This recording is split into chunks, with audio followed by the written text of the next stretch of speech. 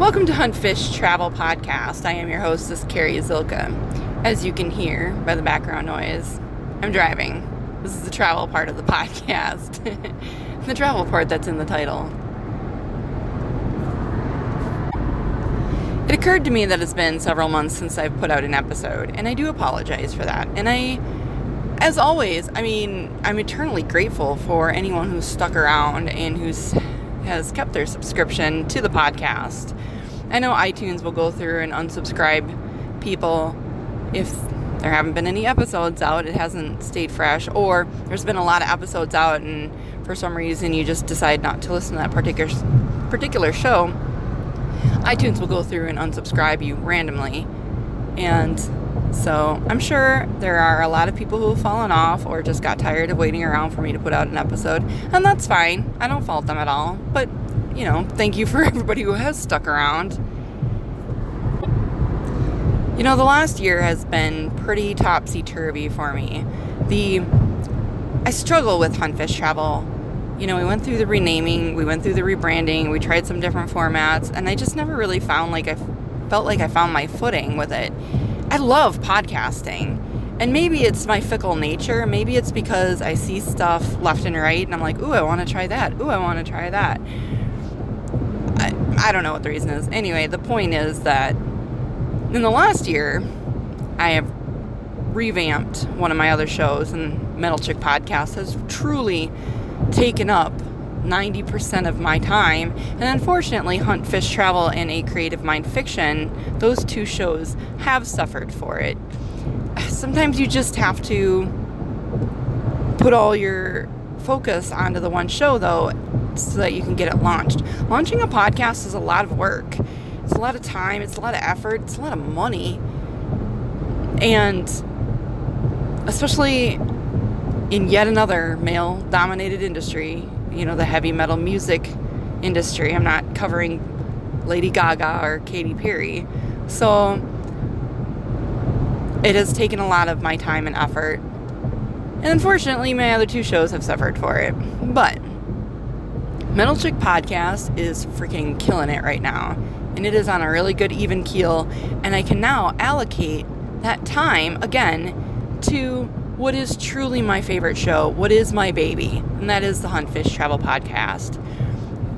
Anyone who follows me on social media or reads my blogs, which I haven't even put out one in I don't even know how long. I keep starting these articles and starting these blogs, and I get halfway into them, and then it's squirrel, next article, oh, another podcast, oh, now I have 3 interviews this week to do, oh, I would actually like to find time to ride my horse. So I have all these articles and these blog posts of all these crazy fun adventures that I've been on in the last year, half written. I'm pretty sure anyone who blogs, you know my pain. You feel me. You know where I'm coming from here. And 2 with 3 shows. One of them, the fiction writing podcast sometimes suffers too, because Alice and I write these stories from scratch. Sometimes we read other writers' stories, but for the most part, we read our own stories. So we have to come up with and write and edit and, make it not sound completely stupid. These stories once a week, so that I do enjoy so very, very much. So very much. And I do love music. But hunting and fishing and having these travel adventures, it's really where my soul lives. It's what feeds my soul. I'm doing this episode for my truck as I drive to South Dakota for my Miriam turkey hunt. I'm just going. I got the tag. I'm just going to go. I have no idea really where I'm going to be hunting. I obviously somewhere in the Black Hills, but the Black Hills is a pretty large area. I got a hotel room. No. I shouldn't even call it a hotel room. I got this little motel cabin thing. It was very inexpensive. I'm praying to God it is not a roach motel and doesn't have a bunch of bed bugs. Because if it does, I will be sleeping in my truck. I have no shame in that. So I'm on my way out there, trucking along on one of the most boring drives. I thought driving down to visit my mom in Arkansas, it's a 10-hour drive through Illinois. I thought that was the most boring drive. This is definitely a close second. Although I have heard that driving through Iowa is pretty boring too. I suppose any 12 to 14 hour trip can be pretty boring through any. It's not like you're going to always be driving along the coastal beaches or something, or through mountains. Minnesota's not that exciting to drive through.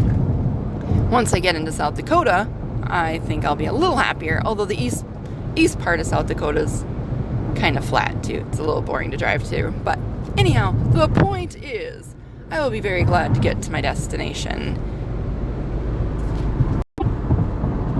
So I have hunted the Black Hills before. I want to say, I'm pretty sure it's 2013 that I went with the Association of Great Lakes Outdoor Writers. If you look back in the HuntFishTravel podcast archives, you'll find the episodes where I talk about it. There's also some blog posts on www.cz.net or huntfishtravel.net. That hunt was so cool. The Black Hills, South Dakota, this will be my third trip back to South Dakota, and this will be the second time hunting in the Black Hills. Obviously my crazy ass debacle, that was my mule deer hunt, which was the east part of South Dakota. But I really like this state. It's such a cool state. The people are so friendly. It's not super expensive to hunt there, especially for turkeys. It's a very target rich environment, which is always a bonus. But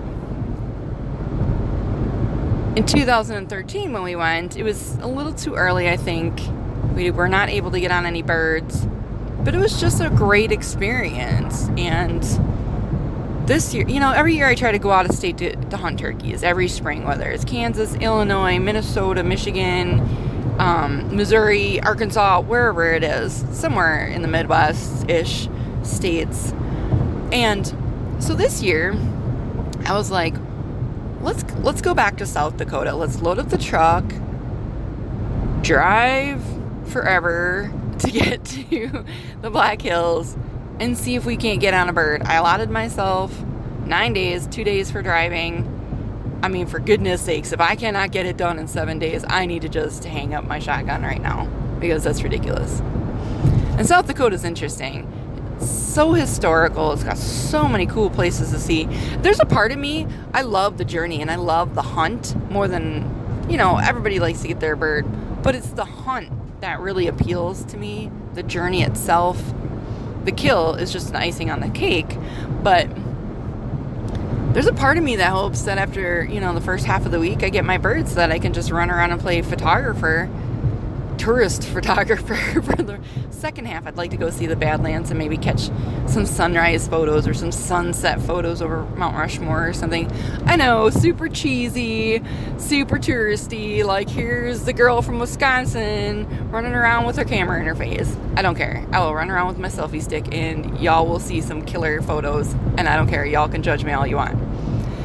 But there's a part of me that does wish for that too. But I am just so excited. I looked on the map. The South Dakota DNR has a really nice interactive map that has everything laid out. It's amazing how far modern technology has come. Remember the days where you had to go and get like a fucking plat map and you had to just open up the road map and hope that you could find a green square to go hunt on? Oh my gosh, those days are so gone, and thank you Jesus for that, because modern technology has just opened up a whole world to someone like me, who I do hunt by myself. I'm driving this way by myself. I'm gonna go tromp around in the wilderness by myself, hoping to shoot a damn bird.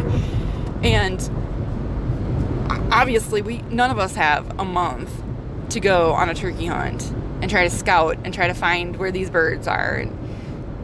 And the technology that's available to us, well, it sure does help in that aspect. Saves you an awful lot of time and effort and headache and probably frustration. Although I do wonder sometimes if people even know how to read a map anymore. I do. I mean, yes, I rely on my cell phone and my GPS coordinate on Google Maps 90% of the time, but if need be, I can read a map. And it kind of bums me out sometimes when people are like, I don't know how to read a map. I'm like, how do you freaking not know how to read a map? You open it up, there's the points. I mean, it's craziness to me, but it really is a lost art. Everybody's relying on technology so much these days. Again, totally guilty of it. I'm not pointing fingers. I'm just making an observation.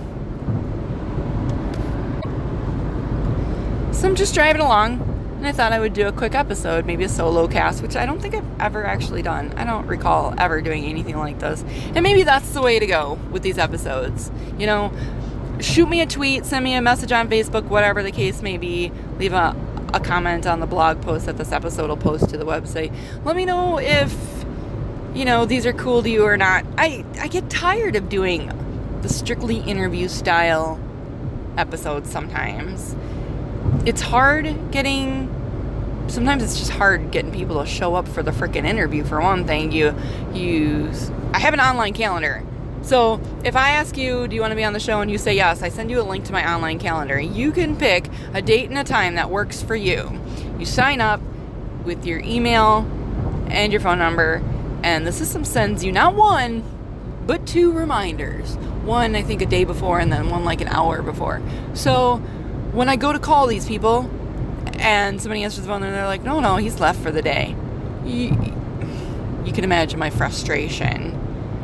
So sometimes I feel like, and on top of that, I feel like there's only so many hunting topics really out there. I've been doing this a long freaking time. I wouldn't say I've covered every single topic, but I've certainly covered all the topics that I'm ultimately interested in to help me be a better hunter. And I should really go back and re-listen to those episodes over and over and over again. But I mean, there's only so many times you can interview somebody on how to create a mock scrape. Let's be realistic. And I think over the years, I think you can tell with my blog posts on HuntFishTravel.net, or even just the stories that I write. I enjoy being a storyteller.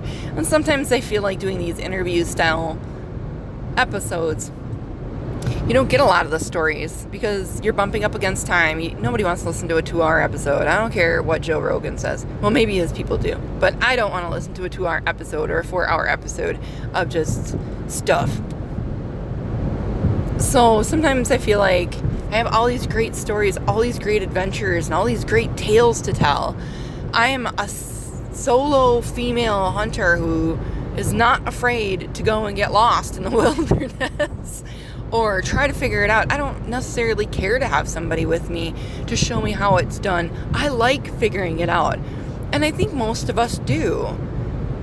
I hate that stereotype, that stereotypical female, when I talk to them and they're like, oh, I don't know, I just go wherever my husband tells me to go. Or, I don't know, my husband showed me how to do this. And I'm like, why do you have to have someone show you how to do it? Granted, it's nice. I'm not gonna say it isn't. And there have been many times where people have taught me, men and women, have taught me how to do stuff. But sometimes there is great joy and just a great sense of accomplishment when you go out there and you figure it out on your own, soup to nuts. You come home, and even if you don't fill that tag, and you're like, dude, I freaking rocked that hunt. That was so cool and so fun. And even though it was frustrating, and I probably broke down and had a meltdown at least once, you know, and just pure frustration, it was amazing, and it was so cool, and I came home, and I can't wait to do it again, because then the next hunt is going to be that much better. Just that much better. And I'm sure there are a lot of women out there. Maybe it's just a lack of confidence. And maybe I have more confidence than I probably should. Because, whatever. I've learned many experiences in my life that the human body and soul can take a lot and survive. And there is not much in this world that I fear. So sometimes I do wish I had people to go hunting with. And I mean, don't get me wrong. I have lots of friends. I have lots of people who go hunting, but there is something magical about going out there in the silence by yourself, doing what you want to do when you want to do it. And that's why I was so looking forward to the South Dakota hunt. Man, this turkey hunt I have been just geeking over the last couple of weeks especially. I'm just excited to go out there. I'm excited to eat some good food. Hopefully stay at a nice, clean little cabin motel dealio. I don't even know what it is. It's a motel, I think. But it's all like, I don't know, wood inside, so it looks like a cabin. Whatever. It'll be cool, I'm sure. I can't imagine they'd stay in business if it wasn't. So I'm just excited to go out there. And I thought maybe I would share my adventure with you guys, maybe on a daily basis. Because I downloaded this really nifty, there's that technology again. I downloaded this really nifty little recorder onto my phone. So, I don't know, the sound quality might be shitty, and I apologize for that. No, I really don't apologize for it. Whatever, I'm in a car. What do you expect? I mean, really. So, if the sound quality sucks, then don't listen. It's your choice. It's fine. I'm not going to hold it against you.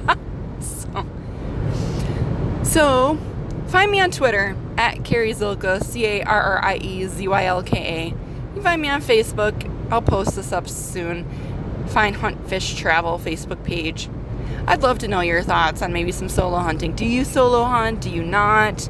Have you ever wanted to, but just never had the guts to do it? Or, just I'd love to start a conversation about it. So, again, Carrie Zylka, CarrieZylka on Twitter, HuntFishTravel on Facebook. And that's about it. I will talk to you guys tomorrow.